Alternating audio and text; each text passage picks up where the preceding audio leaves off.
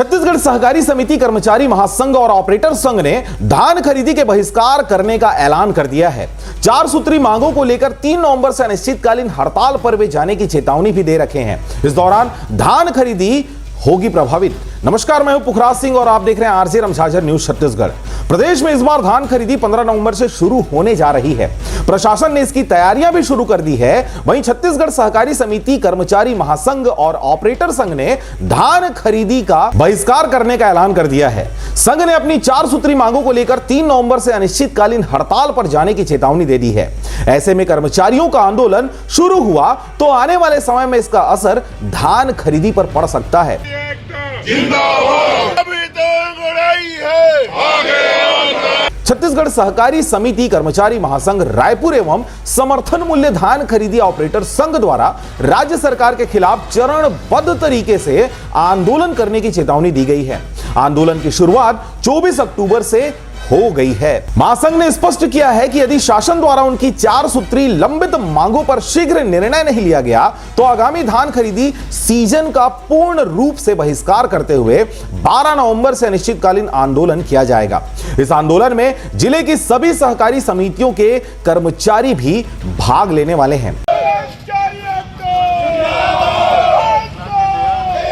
हम अपना अधिकार मांगते हैं। इस दौरान आपको बताएं कि सरकार ने 4 सूत्री मांगों को पूरा करने का आश्वासन भी दिया था। संघ के पदाधिकारियों ने बताया कि उनकी 4 सूत्री मांगे खाद्य विभाग और सहकारिता विभाग से जुड़ी हुई हैं, जिन पर वर्षों से कोई ठोस निर्णय नहीं लिया गया है। पिछले साल धान खरीदी से पहले कर्मचारियों ने आंदोलन शुरू किया था, लेकिन तब शासन प्रशासन ने उनकी मांगों को पूरा करने का भरोसा जताया था। लेकिन साल भर बीत जाने के बाद भी शासन ने उनकी मांगों को पूरा करने के लिए कोई पहल नहीं किया, जिसके कारण कर्मचारियों में आक्रोश देखा जा रहा है। संघ के कर्मचारी नेताओं ने कहा कि करीब 15,000 सहकारी समिति कर्मचारियों और 39 उपार्जन केंद्रों के संविदा कंप्यूटर ऑपरेटरों के भविष्य से जुड़ी इन मांगों को लेकर संगठन ने मोर्चा खोल दिया है। संगठनों का कहना है कि यदि सरकार समय रहते उनकी जायज मांगों पर निर्णय नहीं लेती तो धान उपार्जन प्रक्रिया पूरी तरह प्रभावित होगी। इसकी जिम्मेदारी शासन की होगी। उन्होंने कहा कि उनकी सभी मांगे जायज है और उनका भविष्य को लेकर यह मांगे रखी गई हैं। धान खरीदी का बहिष्कार करेंगे कर्मचारी और ऑपरेटर संघ। कर्मचारी नेताओं ने साफ कह दिया है कि जब तक उनकी मांगे पूरी नहीं होंगी वे धान खरीदी का बहिष्कार करेंगे।